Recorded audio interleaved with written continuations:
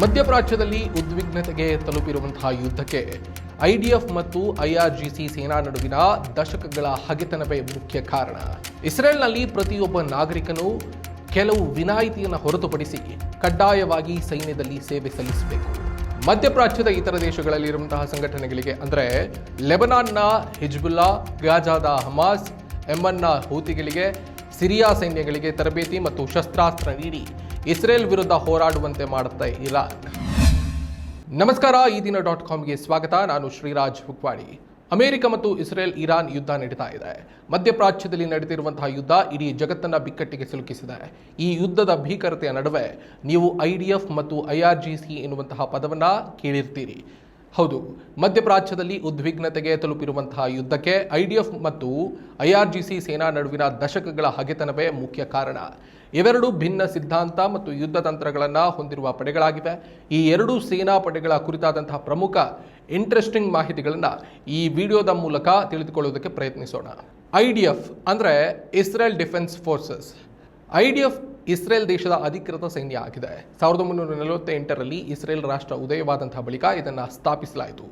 ಇಸ್ರೇಲ್ನ ಗಡಿಗಳನ್ನು ರಕ್ಷಿಸುವುದು ಮತ್ತು ನೆರೆಹೊರೆಯ ಶತ್ರು ರಾಷ್ಟ್ರಗಳಿಂದ ಎದುರಾಗುವಂತಹ ಬೆದರಿಕೆಗಳನ್ನು ಹತ್ತಿಕ್ಕುವುದು ಇದರ ಮುಖ್ಯ ಉದ್ದೇಶ. ಇದು ವಾಯುಪಡೆ, ಭೂಪಡೆ ಮತ್ತು ನೌಕಾಪಡೆಗಳನ್ನು ಒಳಗೊಂಡಿರುವ ಅತ್ಯಾಧುನಿಕ ಸೈನ್ಯವಾಗಿದೆ. ವಿಶ್ವದ ಅತ್ಯಂತ ಸುಧಾರಿತ ತಂತ್ರಜ್ಞಾನ ಹೊಂದಿರುವಂತಹ ಪಡೆಗಳಲ್ಲಿ ಇದು ಒಂದು. ಇಸ್ರೇಲ್ನ ಐರನ್ ಡೋಮ್ ಕ್ಷಿಪಣಿ ರಕ್ಷಾ ವ್ಯವಸ್ಥೆ ಜಗತ್ಪ್ರಸಿದ್ಧ ಆಗಿರೋದೇ ಇದಕ್ಕೆ ಪ್ರಮುಖ ಸಾಕ್ಷಿ. ಇದರ ಗುಪ್ತಚರ ಸಂಸ್ಥೆ ಮೊಸಾದ್. ಈ ಮೊಸಾದ್ ನೀಡುವಂತಹ ನಿಖರ ಮಾಹಿತಿಯ ಮೇಲೆ ಐಡಿಎಫ್ ದಾಳಿಗಳನ್ನು ನಡೆಸುತ್ತೆ. ಅಮೆರಿಕ ನಿರ್ಮಿತ F-35 ನಂತಹ ಸುಧಾರಿತ ಯುದ್ಧ ವಿಮಾನಗಳನ್ನು ಐಡಿಎಫ್ ಹೊಂದಿದೆ ಎನ್ನುವುದು ಕೂಡ ಇಲ್ಲಿ ಉಲ್ಲೇಖನೀಯ. ಇಸ್ರೇಲ್ನಲ್ಲಿ ಪ್ರತಿಯೊಬ್ಬ ನಾಗರಿಕನೂ ಕೂಡ ಕೆಲವು ವಿನಾಯಿತಿಯನ್ನು ಹೊರತುಪಡಿಸಿ ಕಡ್ಡಾಯವಾಗಿ ಸೈನ್ಯದಲ್ಲಿ ಸೇವೆ ಸಲ್ಲಿಸಬೇಕು. ಇದರಿಂದಾಗಿ ಇಡೀ ದೇಶವೇ ಒಂದು ಸೈನ್ಯದಂತೆ ಕಾರ್ಯನಿರ್ವಹಿಸುತ್ತದೆ ಎನ್ನುವುದು ಕೂಡ ಇಲ್ಲಿ ಮುಖ್ಯಾಂಶ. ಐರನ್ ಡೋಮ್ ಮತ್ತು ಅಮೆರಿಕದ F-35 ಯುದ್ಧ ವಿಮಾನಗಳನ್ನು ಬಳಸುವ ಏಕೈಕ ಮಧ್ಯಪ್ರಾಚ್ಯ ರಾಷ್ಟ್ರ ಇದು.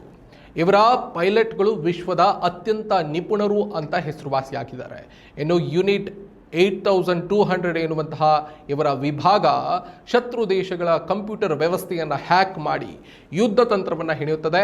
ಅಮೆರಿಕ ಮತ್ತು ಪಶ್ಚಿಮ ರಾಷ್ಟ್ರಗಳ ಬೆಂಬಲದಿಂದ ಇದು ಕಾರ್ಯನಿರ್ವಹಿಸುತ್ತದೆ ಎನ್ನುವುದು ಮುಖ್ಯಾಂಶ. ಇನ್ನು ಐಆರ್ಜಿಸಿ ಅಂದರೆ Islamic revolutionary guard corps. IRGC ಇರಾನ್ನ ಸಶಸ್ತ್ರ ಪಡೆಗಳ ಒಂದು ಪ್ರಮುಖ ವಿಭಾಗ. 1979ರ ಇರಾನ್ ಕ್ರಾಂತಿಯ ನಂತರ ಇಸ್ಲಾಮಿಕ್ ಸಿಸ್ಟಮ್ ಅನ್ನು ರಕ್ಷಿಸುವುದಕ್ಕೆ ಇದನ್ನು ಸ್ಥಾಪನೆ ಮಾಡಲಾಗಿದೆ. ಇದು ಇರಾನ್ನ ಪರಮೋಚ್ಚ ನಾಯಕ ಯಾರಾಗಿರ್ತಾರೋ ಅವರೇ ಇದರ ನೇತೃತ್ವ ವಹಿಸಿರ್ತಾರೆ. ಈಗ ಮುಜ್ತಬಾ ಖಮೇನಿ ಇದರ ಮುಖ್ಯಸ್ಥರಾಗಿದ್ದಾರೆ. ಇದು ಕೇವಲ ಗಡಿ ರಕ್ಷಣೆಗೆ ಸೀಮಿತ ಆಗಿಲ್ಲ. ಇರಾನ್ನ ಇಸ್ಲಾಮಿಕ್ ಕ್ರಾಂತಿಯ ಸಿದ್ಧಾಂತವನ್ನು ರಕ್ಷಿಸುವುದು ಮತ್ತು ಪ್ರಚಾರ ಮಾಡುವುದು ಇದರ ಕೆಲಸ. ರಷ್ಯಾ ಮತ್ತು ರೀಜನಲ್ ಮಿಲಿಟೆಂಟ್ಗಳ ಬೆಂಬಲದಿಂದ ಇದು ಕಾರ್ಯನಿರ್ವಹಿಸುತ್ತೆ.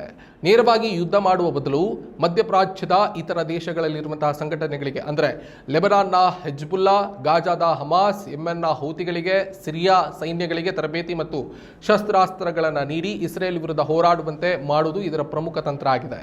ಇದನ್ನ ಪ್ರಾಕ್ಸಿ ವಾರ್ ಅಂತ ಕರೆಯಲಾಗುತ್ತೆ. ದೊಡ್ಡ ಪ್ರಮಾಣದ ಬ್ಯಾಲಿಸ್ಟಿಕ್ ಕ್ಷಿಪಣಿಗಳು ಮತ್ತು ಕಾಮಿಕೇಜ್ ಡ್ರೋನ್ಗಳನ್ನು ಅಭಿವೃದ್ಧಿಪಡಿಸಿದೆ. ಮಧ್ಯಪ್ರಾಚ್ಯದ ಭೂಪಟದಲ್ಲಿ ಕಳೆದ ಕೆಲವು ದಶಕಗಳಿಂದ ನಡೀತಾ ಇರುವಂತಹ ಶಾಡೋ ವಾರ್ ಈಗ ನೇರ ಸಂಘರ್ಷ ಹಂತಕ್ಕೆ ಬಂದು ತಲುಪಿದೆ. ಒಂದ್ ಕಡೆ ತಂತ್ರಜ್ಞಾನದ ಪರಾಕಾಷ್ಠೆ ಹೊಂದಿರುವಂತಹ ಇಸ್ರೇಲ್ ಸೈನ್ಯ ಇದ್ದರೆ ಮತ್ತೊಂದು ಕಡೆ ಗೆರಿಲ್ಲಾ ತಂತ್ರ ಮತ್ತು ಕ್ಷಿಪಣಿ ಬಲ ಹೊಂದಿರುವಂತಹ ಇರಾನ್ನ ಕ್ರಾಂತಿಕಾರಿ ಪಡೆ ಅಂದರೆ ಐಆರ್ಜಿಸಿ ಇದೆ. ಮಧ್ಯಪ್ರಾಚ್ಯದಲ್ಲಿ ಅತಿ ದೊಡ್ಡ ಕ್ಷಿಪಣಿ ಸಂಗ್ರಹ ಇರಾನ್ ಬಳಿ ಇದೆ. 2000 ಕಿಲೋಮೀಟರ್ ದೂರದವರೆಗೆ ದಾಳಿ ಮಾಡುವ ಬ್ಯಾಲಿಸ್ಟಿಕ್ ಕ್ಷಿಪಣಿಗಳು ಇದರ ಪರಮ ಶಕ್ತಿ.